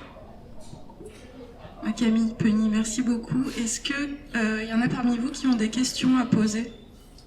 Des questions, une remarque pour le 49.3. Je vous donne ça. Je vous donne le mien plutôt, parce que c'est pas moi qui vais répondre. Ah si, allez, je suis trop chaud. Pour la question du 49.3, à mon avis, c'est que personne ne réclame la suppression. La suppression du 49.3. Il y a l'usage peut-être, mais pas ni la gauche ni l'extrême droite ne veulent, parce que le jour où ils pourraient avoir le pouvoir, ils vont s'en servir du 49.3. C'est une arme absolue qu'ils en auront besoin. Donc, oui, alors les jeunes, ils sont pas dans cette optique-là. Les jeunes, de toute façon, ils veulent juste un système démocratique qui soit davantage à la hauteur de leurs aspirations, en fait. C'est-à-dire, je pense que la 5e République, elle va tenir peut-être encore 6 mois, 5 ans, 10 ans, mais je pense que je vais en voir la fin de mon vivant. Pour moi, c'est plus possible, en fait, qu'il y a un écart qui est de plus en plus béant entre les aspirations démocratiques de la population et un système totalement vertical, totalement verrouillé, qui a été mis en place quand on était en guerre civile et quand la moitié de la population n'allait pas plus loin que l'école primaire. Aujourd'hui, pour moi, c'est plus possible. Pour le coup, c'est une anomalie en Europe, ce genre de système. Mais après, voilà, moi je rentre pas dans le débat de savoir si demain, si Jean-Luc Mélenchon arrivait président de la 5e République, peut-être qu'il sera bien content d'avoir des 49.3. Mais comme Marine Le Pen ou qui vous voulez. Mais voilà, ça vous dites que il me semble que la revendication, les fameuses, ça baisse un petit peu, effectivement, parce qu'ils ne sont pas soutenus par les partis politiques dans ce sens-là. Merci. Quelqu'un d'autre? Moi, je... Ouais. Moi, je voulais revenir sur l'expérience du Danemark. Vous avez parlé du Danemark. Nous, on a fait un voyage dans le Cap-Nord à l'époque, et on a rencontré justement les Danois. Ils avaient le droit. Oui, ils avaient le droit à 2 ans. Hollande, il était hollandais. Ah, c'était Hollande. Alors, de toute façon, c'est le même principe. Ouais. C'est-à-dire qu'ils avaient le droit à une bourse pendant 2 ans pour faire des expériences, pour voyager justement, pour se former. Et c'est vrai que c'est bien, on trouvait que c'était bien parce que effectivement, ça leur donnait 2 ans pour se former, travailler pendant ces voyages, etc. Donc 2 ans d'expérience qui étaient Ce jeune Hollandais était travaillé en France, il était en Angleterre, il était C'est vrai que en c'est. Scandinavie, il trouvait des jeunes, il rencontrait des gens différents. Mais Une c'est pour formation ça- personnelle, quoi. Mais totalement, c'est pour ça que moi je pense que le principal obstacle il n'est pas financier, parce que quelqu'un qui aurait la volonté politique à moyen terme, il ne s'agit pas de dire qu'il faut dès septembre 2023 faire 6 ans comme au Danemark, etc. Mais à moyen terme, c'est pas du tout infaisable. D'ailleurs, moi je pense qu'on finira par le faire, j'espère en tout cas. Mais je pense que le principal obstacle il est idéologique, c'est-à-dire qu'on refuse de faire en sorte que ce ne soit plus la famille. Voilà, je pense qu'on refuse de considérer que les jeunes doivent être traités comme des adultes à part entière. Et on continue à les rattacher à la famille. Et par exemple, quand je défends cette idée, il y a encore des gens qui disent « Ouais, mais c'est un discours antifamilial, etc. » Mais ça, c'est pas du tout un discours antifamilial. C'est-à-dire qu'il n'est pas question du tout de dire aux jeunes de s'éloigner de leurs parents. C'est pas du tout la question. Ça n'a rien à voir avec les relations familiales.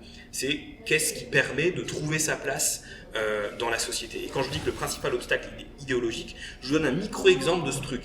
C'est que par exemple, je vous parlais du RSA. Le RSA à moins de 25 ans, on n'y a pas le droit, sauf si on a travaillé 2 ans à temps plein dans les 3 années qui précèdent la demande.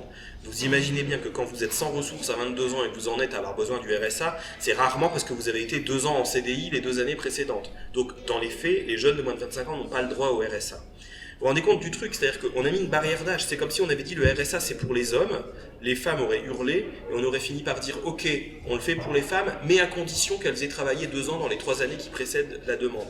Tout le monde aurait trouvé ça injuste. Là, c'est passé crème de mettre une barrière d'âge à 25 ans pour ça.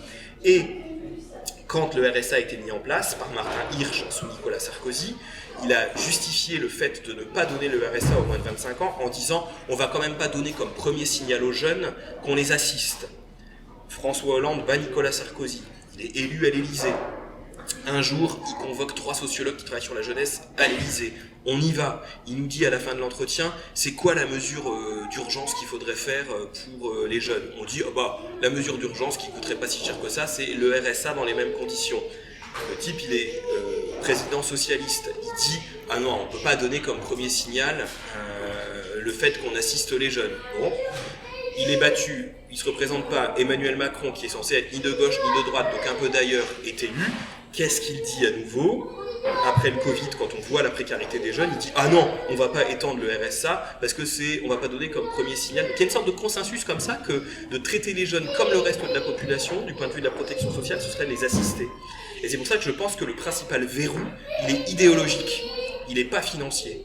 Et même si je vais jusqu'au bout, je pense que ce serait pas simple pour un candidat ou une candidate à l'élection présidentielle d'aller expliquer aux gens que quand leurs enfants ont plus de 18 ans mais continuent des études, ils n'auront plus d'allocation familiale, ils n'auront plus de demi-part fiscale, mais leurs enfants auront directement un salaire étudiant. Je pense qu'il y a beaucoup de gens qui auraient peur d'y perdre. Et c'est pour ça que Mélenchon, dans son programme, avait un truc qui était pas con, qui était de dire, il proposait ça, lui, pour les jeunes qui auraient décohabité fiscalement de leurs parents, qui se seraient détachés du foyer fiscal de leurs parents. Donc on pourrait tout à fait considérer qu'on laisse le choix aux familles. Soit vos jeunes se détachent fiscalement de vous et bénéficient de cette aide, soit vous continuez à bénéficier des aides pour vos enfants. Ça pourrait être ça dans un premier temps si on ne veut pas brusquer la société. Mais ceci dit, ça permettrait quand même, parce qu'en fait il y a des gens qui auraient droit à des bourses ou à des aides au logement et qui ne les demandent pas parce qu'ils sont mal informés. Alors que là, ça permettrait que tout le monde reçoive la même chose sans avoir besoin d'être informé sur leurs droits. Exactement, alors là il y a juste, vous savez, Sylvie Retailleau, la nouvelle ministre de l'Enseignement supérieur et de la Recherche, elle a présenté une réforme des bourses, qui est une réformette en fait, ça change pas le fait que c'est sous condition de ressources, elle augmente un peu du coup de l'inflation, le montant des bourses, etc. Et il y a juste quelque chose de pas mal dans ce qu'elle propose, mais reste à voir si ce sera mis en œuvre, parce qu'il y a beaucoup de choses qui sont annoncées, qui sont pas mises en œuvre, c'est qu'ils veulent justement progresser dans l'automaticité, c'est-à-dire que ce soit pas à l'étudiant de faire un dossier, mais qu'on identifie ses revenus en amont, pour lui verser la prestation sans qu'il la demande, parce qu'effectivement il y a un gros problème de non-recours. Mais voilà, aujourd'hui sur 2 800 000 étudiants, il n'y a que 750 000 étudiants boursiers. Et sur les 750 000 étudiants boursiers, il y en a 300 000 qui sont à l'échelon 0. Et l'échelon 0, c'est 90 € par mois. Donc c'est pour bien se rendre compte en fait de la manière dont les bourses ne sont plus du tout adaptées à la réalité des besoins des étudiants. Et même le niveau le plus élevé de bourse, c'est moins de 500 € par mois. Donc le problème, c'est que 500 € par mois pour se nourrir, pour se loger, etc., c'est pas suffisant. D'autres questions? Alors, autre chose, alors c'est pareil, moi je trouve que maintenant on dit pour entrer dans la vie active, il faut faire des stages, donc on multiplie les stages et les entreprises en profitent. C'est-à-dire que maintenant on vous demande de faire des stages jusqu'à 25-26 ans, en vous payant, maintenant on a quand même quelque chose, mais si peu. Parce que, j'ai connu ça dans mon travail dans l'association, alors c'est vrai que ça aide les entreprises, mais pour le jeune, je trouve que c'est quand même aussi très précarisant. Et en général, pour trouver du travail, il faut pratiquement avoir déjà fait des stages, travailler bénévolement, etc. De plus en plus, c'est que c'est changé depuis que je suis à la retraite, mais je pense pas, hein, parce que... Non, mais c'est sûr, ça fait partie de la précarisation dont on parlait tout à l'heure, et qu'il y a une forme de bizutage quoi, social, d'accès à l'emploi où c'est normal de faire des stages pendant ses études, de faire des stages ensuite, d'avoir une mission en CDD. Oui, effectivement, même nous, dans l'université dans laquelle j'enseigne, on a des masters en apprentissage, donc les entreprises sont bien contentes d'avoir des étudiants en apprentissage pour faire une partie du travail qui pourrait être fait par des salariés. Donc effectivement, ça fait partie de ce mouvement de précarisation. Les entreprises qui vivent que comme ça. Hein. Bien sûr, oui. C'est ça qui est l'avantage. Je ne peux qu'être d'accord. J'ai une question. Ouais. C'est sur le 49.3. Ouais. J'ai honte de poser la question parce que j'ai 77 ans et je devrais savoir. Est-ce que le 49.3 était ajouté après l'adoption de la Constitution actuelle ou est-ce que tu étais déjà dedans? Je crois qu'elle est déjà dans la Constitution de 58. Ouais. C'est pour rappeler que c'est une Constitution qui a été écrite pour un général. Oui, mais bien sûr. Ouais. Mais c'est une Constitution qui a été écrite dans une période de guerre civile, quand même, et pour assurer la stabilité d'un général après le bazar de la 4ème République. Enfin, je veux dire, si ça se fait dans un pays d'Afrique ou dans un pays d'Amérique du Sud, ça fait rigoler tout le monde. Ah bah c'est sûr que c'est un jouet formidable pour un président de la République. Hein. On débat, on joue, ah puis je vais perdre, bah finalement, boum. Et les Français ont voté la majorité pour cette constitution. Ah oui, mais complètement. Mais en 1958. À l'époque, je votais pas. C'est pas de votre faute. Quelqu'un veut le micro? Non.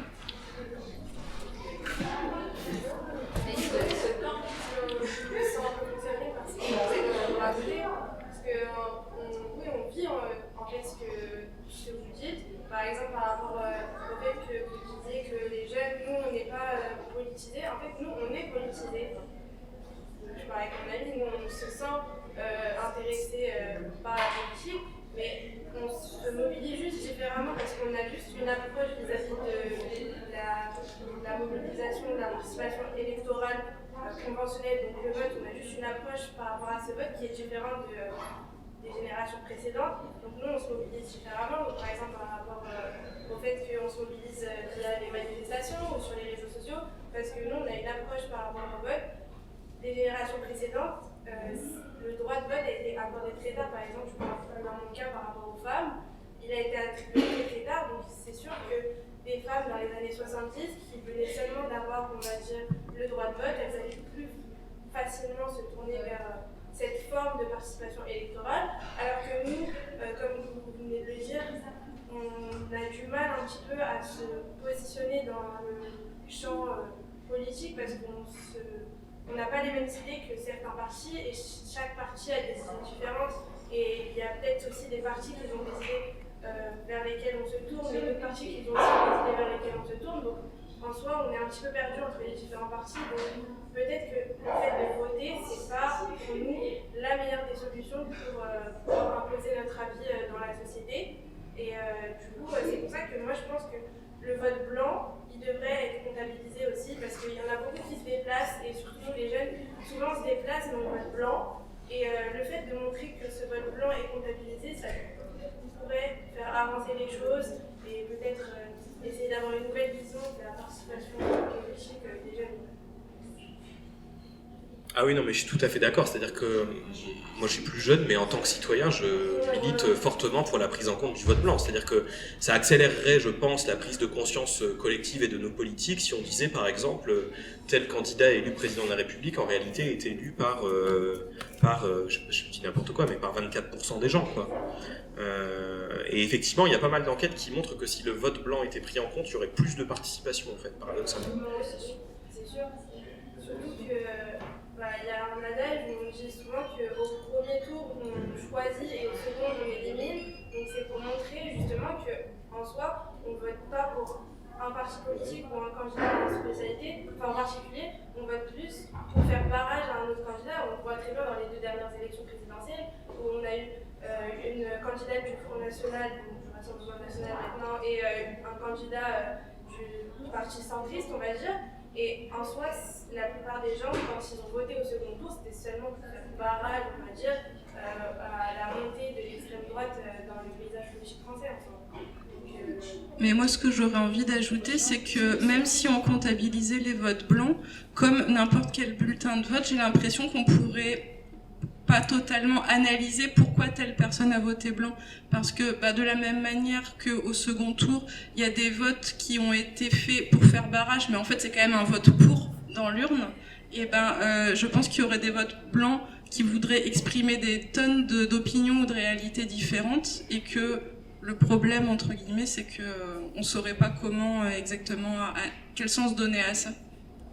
J'ai l'impression. Ah oui, c'est sûr que de toute façon, même un même vote pour un candidat peut vouloir dire plein de choses différentes. Hein. Mais je crois que ça rendrait quand même visible le fait qu'il y a une insatisfaction croissante avec l'offre politique. Parce que pour le coup, moi j'avais 20 ans en 2002. Ma première élection présidentielle, c'était en 2002, j'avais 20 ans. Et c'est la première élection où il y a eu Jean-Marie Le Pen au 2e tour. Où je me souviens, j'ai dû voter Chirac au 2e tour. Et effectivement, vous, comme moi, mais alors vous encore pire, parce que moi j'ai quand même eu des élections Sarkozy Royal, Sarkozy Hollande, voilà. Mais il y a effectivement un système politique qui en plus est arrivé à bout. C'est-à-dire que là, ça fait 2 fois effectivement qu'il n'y a pas de débat démocratique au 2e tour, en fait, où le débat se résume à moi ou le déluge, et où effectivement, en fait, on voit bien qu'il y a une traduction, enfin, une offre électorale qui ne répond pas à la demande de la société, en fait. Surtout que maintenant, on sait très bien qu'un candidat, il peut être élu que 2 fois en tant que président de la République. Et là, on voit très bien que Emmanuel Macron, c'est son 2e mandat. Donc pour les prochaines élections, nous, la question qu'on se pose, c'est si on n'est toujours pas satisfait de ce paysage politique ou de la manière dont les politiques interagissent entre eux, comment nous on va faire pour les prochaines élections pour pouvoir se positionner? Parce que si on ne vote pas, on va dire qu'on ne participe pas politiquement à notre société, notre démocratie, etc. Mais dans l'autre sens, on n'aura peut-être aucun candidat vers lequel on pourra se tourner. Donc ça va être aussi quelque chose de compliqué qu'il va falloir penser dans les prochaines années qui arrivent. Ah oui, non, mais c'est sûr, hein, c'est compliqué, c'est très compliqué. Après, le rapport au vote, c'est quelque chose de très personnel, de très, voilà, c'est. Puis le rapport au vote, il évolue aussi avec l'âge. Ça, les politistes l'ont montré aussi, c'est-à-dire qu'il y a un moment, en fait, où donc tout à l'heure, je parlais d'Anne Muxel et de son moratoire politique. C'est vraiment l'idée que, en gros, c'est intéressant d'ailleurs parce qu'on voit qu'à 18 ans, on vote plus qu'à 20 ans. Ou en tout cas on vote plus à sa première élection présidentielle qu'à la 2e élection présidentielle à laquelle on peut voter. Parce que souvent on vient juste d'avoir le droit de vote, on va voter avec ses parents, etc. Donc il y a un effet de légitimité, on va voter, puis on s'aperçoit qu'à la 2e élection il y a moins de participation, puis ça reprend après. Et donc la notion de moratoire politique, c'est vraiment l'idée que ces premières années où on est citoyen, où on s'intéresse à la politique, etc., c'est des années qu'on utilise pour se forger un peu, pas juste une idée de gauche ou une idée de droite, mais un rapport à la politique, quoi. C'est-à-dire qu'il y en a qui vont devenir des abstentionnistes constants, qui vont considérer comme le vote tous les 5 ans, etc. Puis il y a des gens qui vont consolider une identité de gauche et qui vont dire, de toute façon, allez, je vais voter à gauche systématiquement, puis je vote pour le candidat ou la candidate qui a le plus de chance, et puis la même chose à droite, puis il y en a qui bougent d'un moment à l'autre. Donc en fait, ça évolue aussi beaucoup au cours des 5 petites premières années de citoyenneté, puis ça dépend beaucoup de l'offre électorale, effectivement. Alors là, 2027, je sais pas. Comme Macron ne peut pas se représenter, c'est la fin d'un cycle quand même. Souvent, les fins de cycle, elles sont un peu plus il y a un peu plus d'enjeux, c'est un peu plus, ça donne... voilà. Parce que ce qu'on montre aussi, c'est que quand il y a un vrai enjeu à une élection, et pas que les jeunes, mais l'électorat se déplace. Ces dernières années, les élections qui ont le plus mobilisé les catégories populaires, qui traditionnellement s'abstiennent le plus, et ben c'est 92 Maastricht et 2005, le référendum sur le projet de constitution européenne, parce qu'il y avait des enjeux supranationaux qui étaient forts et qui étaient identifiés. Donc quand il y a un vrai enjeu autour d'une élection, les gens continuent de se déplacer. D'abord, ils se déplacent à la présidentielle, on est quand même encore pas loin de 80% de participation, mais a fortiori quand il y a un vrai enjeu. Donc en fait, voilà, c'est aussi ce que les politistes appellent la participation intermittente. C'est-à-dire que je peux participer une fois, puis m'abstenir, puis reparticiper en fonction des enjeux de l'élection et de l'offre électorale. Et après, ce qu'il faut se dire, c'est que la politique, c'est pas uniquement les élections. Même si évidemment c'est décisif sur la direction qui est donnée à un pays, mais c'est plein d'autres actions et c'est aussi se construire un esprit critique, et enfin c'est plein de choses la politique. On va conclure là-dessus. Allez. On a trop chaud. Ah, c'est terrible. Merci beaucoup à tous. Merci à vous.